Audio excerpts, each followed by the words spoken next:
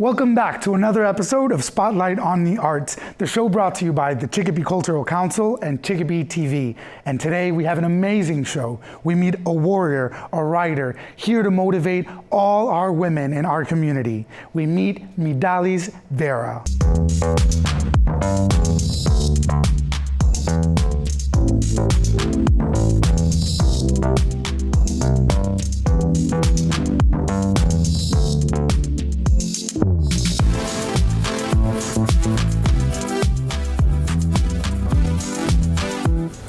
And here we are with Dali Vera in Spotlight on the Arts, a warrior, an author, and we welcome you to our community. Thank you for joining us, Dali. How are you? Thank you so much for having me. I'm doing really well. So thank you so much. It's so exciting to have this circle to meet once again, because we actually had an opportunity to work years ago in a community organization, serving our community, doing social work. Absolutely. So to see you now in your facet as a writer brings me so much joy. Thank you. Tell me about that transition. How did you go from social work to writing? Well, absolutely. I have known that I wanted to be a writer since I was 3 years old. So writing wasn't something that came new to me. It was something that I have always loved, and it's always been a big part of my life. So I remember when I was really young that I also loved to read, and we lived in a community where sometimes people would come by and they would give us free books, and I would take those and I would hide in my bedroom, and I remember just wanting to be the one creating these books, and sort of that's where my love of writing started with reading. There was a big transition that happened, I think, that we all sort of were a part of in 2020, where it allowed me the space to be able to have more time for writing. And this is where I created Guerrera. It was a space for me to be able to give back to our community of women in a way that I felt the best, which was in Spanglish, in Spanish and English. So this book, Guerrera, was written in both languages that I love. Yeah. And that's sort of where it was born. It was born from a space of having to sit down and really think about, where am I going? I love writing. Why haven't I done anything with that? And taking the time to really look at myself and say, okay, this is something that I really, really want to do, and I have the time to do it now. So I sort of stepped into that, and I'm really happy that I did. And you must have so many things to want to write about. How did you choose what you were going to talk about in this particular work of art? Absolutely. So I think that writing for me has always been tied to family. So I wrote this book and I dedicated it to my mom. My mom and I, we have always had similarities and differences. Some of the differences that we've had is language. So I was born and raised here in the US, and she was born and raised in Puerto Rico. And so her first language was Spanish. And I think that for the most part that we grew up and there was a disconnection there, and I wanted to connect back with her as an adult and say, I think that we grow up and we forget how much language is a part of our lives. And I decided, this book isn't just dedicated to her, but to all the Puerto Rican moms and all the Spanish speakers that at some point have thought that them speaking Spanish has been a negative impact on their lives, because even for me it's been that. And so for me it's been trying to reclaim space in that world, that's that we live in, that's not just Spanish and not just English, but Spanglish, and trying to have that connection with my Puerto Rican mom, who speaks mainly Spanish till this day. And certainly the word Guerrera is a very common word to use to describe in our Hispanic culture. Absolutely. Empowered women, women that are fighters, that are warriors. And so how do you feel that this book motivates women like this? Absolutely. I think Guerrera was born from a guerrera, right? I absolutely claim that word as my own as well. I think that part of being a guerrera is being self-aware that we sometimes cannot do things on our own, and we shouldn't have to, right? And I think that a community of women is much stronger than they think, and that's what I wanted to bring forward in our community. I wanted this book to bring women together and say, hey, you know, maybe you can't do this on your own, or maybe this part of your life isn't okay right now, but if we work together, we can help each other. And I think for the most part, the community received it very well, and I do feel like there's a community in this book. And still people reach out to me and say, you know, there's this one poem or this one line that really I think about almost on a daily basis, or that makes me feel more free. And I think that's what it's about. Yeah. A lot of our audience consists of artists, and a lot of our audience consists of youth that look up to these artists. So tell us about your process, your creative process. I think that's something that a lot of us are interested in knowing of artists' lives. Absolutely. What is your creative process like? How do you sit to write? What would you write about today? How do you go back to what you wrote and change it up? Tell us about that. So I'm going to tell you first about the process for Warrior Guerreras, because I think it was really important. Back when I was writing Warrior Guerreras, I had downloaded an app called Clubhouse. And in that space, I was able to connect with not just Latina women, but Black and brown women that sort of came to my aid, honestly, my superheroes, and said, we will not gatekeep this information anymore about creative writing and about publishing and about how to get your work out there. We are going to help you get there. And that's really why I'm here, because a community of women that was in the BIPOC community just took me in and said, no, like this is what we do, and you can take from our creative process and sort of make your own. These days, I write on a daily basis. It's really important to me, to my process. I do journaling in the mornings and in the afternoons, and I do a weekly open letter to my Puerto Rican mom, and I do that it is published publicly, but the process itself, I sit down, I'm in my space, I put some music on, and I sort of set the mood for writing. I light a candle, and I think about a moment or a connection or something that I want to learn more about in a memory, and it sort of flows from there. Sometimes I have to ask myself follow-up questions in order to continue to write, but for the most part, I think once you remember something and you want to deep dive into it, it just pours out of you.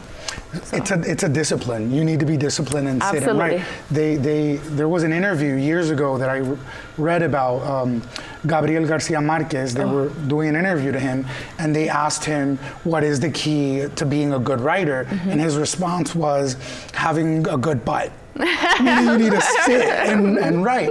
So Absolutely. Every day sitting and writing and practicing your writing, I think that is same thing with many other disciplines. I have to sit and paint, write, and create, and it's part of our growth as artists. Absolutely, and I think Gabriel Garcia Marquez is a great example of why not to give up, right? Because he became successful really late in life after writing 100 Years of Solitude. So, and he came from having all of these hurdles and these obstacles, and he might not have made it, but I think he made it after, I think he was in his early 40s when he became the most successful in his writing. And I think that's important to note, because I think that persistence is very important. When you love something, it's not just about doing it. It's about doing it and doing it enough, like doing it every day or whatever it is, until you're able to enjoy that creative process, but not just enjoy that creative process, see how it helps other people. Yeah, that's really important. Definitely. And with this particular work of art that you're, of sayings and affirmations that you are gifting our Hispanic community, where did you see yourself going with it? What was your biggest motivation, your biggest goal with this book? I think my biggest goal with this book was connecting with other women and connecting with my family, including my mother. I think when you're an immigrant, when you come here as an immigrant and then you have a child in the United States, sometimes there may be a disconnect between those generations for lots of different reasons. And I think for me, that search has always been prevalent and at the forefront. Like, how can I connect back to my cultural roots? I was not born in Puerto Rico. I did not travel to Puerto Rico often. But how can I connect back with those Puerto Rican women that fed me, that sang me to sleep, that raised me? And this was like an homage to that, to be able to connect back to those Puerto Rican women. That's beautiful. And Miralis, what are you up to nowadays? I know that most recently you were working in collaboration with the Hispanic American library that opened up in Springfield. Tell us about that and tell us about what else you're doing. Absolutely. So I actually am still working with the Hispanic American Library. I am on their board of directors. I am their vice president, and it's been a beautiful experience with the Hispanic American Library. I don't think that you understand how important it is to be around people that are as creative and as persistent as you are until you're in that space. And when you're in that space, it becomes a community that is almost unstoppable. And I think that that's what we are at the Hispanic American Library. We're still growing. We're still a very small entity, but I could see us really scaling, and so far it has been such an honor to work with the community. We had Juan Falcon in our show. Great. and definitely we love what the Hispanic American Library is doing for the community, for Springfield in particular, but for the entire of Western Mass, and a space for people like yourself, writers of Hispanic heritage that want to be a part of a community of other like-minded individuals. What else are you doing? What else are you doing? Absolutely. So currently I am the owner and operator of Guerrera Writer LLC, and the service that I provide right now is a lot of copy editing work and editing work, and I have fallen into some educational editing advocacy work. And what that entails is that what I do is that I look at curriculum and make sure that it's educationally competent. And that's something that I think has been invaluable to me and my growth, because it's almost like looking at myself in 3rd grade and opening up a history book and seeing all of these white men that have done all of these great things, and now being able to myself edit those books and say, okay, what about people of color? What about Latina women? Why are they not in our history books? And making that effort to make sure that we are heard and that we're seen, because it's important. That's important work. Yeah. And it's, you're definitely a warrior. Where can people find your book? Where can they go purchase it? Where can they go read it? Absolutely. So, I mean, I hope that everybody shops at bookshop.org. That's my first and foremost place to buy books, and I hope that all of you purchase my book there. But it's also available on Amazon, and if you're in the area, I have copies, and I'd like to connect with the community, and if you're in the area and you reach out to me, I can bring you a copy, or we can meet up for coffee, and you can purchase it that way as well. And where could people reach you? What is your social media platform? How can people reach out? So I have my Instagram handle is Guerrera Writer, and then my Facebook handle is Dali Vera. I also have Guerrera Writer, and then I can share with you my email, and maybe we can put that somewhere. Put it right on the board. Awesome, Definitely. And people can reach out to me by email as well. That's amazing. What are the next events that you are up to? I know that you have some book presentations, some book signings, and where can people go and see you, meet you? Absolutely. I don't have any book presentations as of right now, or book signings. I am working on a new book right now, but we're going to keep that under wraps. Nice. Yes, I'm very excited about that. Any clue as to, is it a continuation? It is not a continuation. It is much more of a poetry poetry route. A little less affirmations and a little more poetry, a little more Spanglish, and a little bit more rawness, I would say. Yeah. Okay. So I'm excited. I've been curious to ask you, Yes. Where did you, how did you come up to the design the cover for the book? Absolutely. So, I said I'm going to take my biggest insecurity and I'm going to put it right on the book. And one of my biggest insecurities was that when I was really young, we grew up under the poverty line, and so we were not able to get appropriate health care or dental care. So one of the things that for me has always been this big thing is like, I have this thing called malocclusion, and I've never been able to, it's never been something that's been able to like follow up medically or anything like that, because my mom did not know the language, and we grew up under the poverty line, and we just could not do these really big things that are really important, right?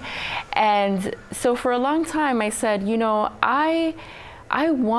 I want to show all of myself, and I know that I'm worthy. And I think that the cover was sort of a reclamation of myself, saying, no, you know what? Like, it doesn't matter what I look like or who I am. It matters who I am and what I give. And I know who I am and what I give. And that's sort of how it started. Okay. I actually drew those lips myself, which I'm really proud of. Nice. And the moon and the water are just something that are dear to my heart. I would call myself a night owl. I usually do a lot of my writing at night, and it just sort of poured out of me, and I had a graphic artist sort of work on it with me, and I love it. It's beautiful, Midalis. Thank you. So, Midalis, before we go and we conclude, what word of advice would you have for those young individuals out in our community that are aspiring writers? They look up to you. They want to become what you've become. Mm-hmm. What word of advice would you have for them? I would say to them to persist, and that one word. I would say never to give up, and to continue to do the things that you really care about and love. And if you don't have a community of people right now that are encouraging you, I would urge them to find that community, because it's out there. There is a community that will take you in. There are people that will help you with your creative process, but you just have to make sure that you find the time to be able to look for them. And to persist, to keep going, because at some point when you persist, great things will happen. Great things certainly do happen. And Chicopeans, we are so thankful of you tuning in once again to Spotlight on the Arts. I'm glad to have brought Midalis to our show.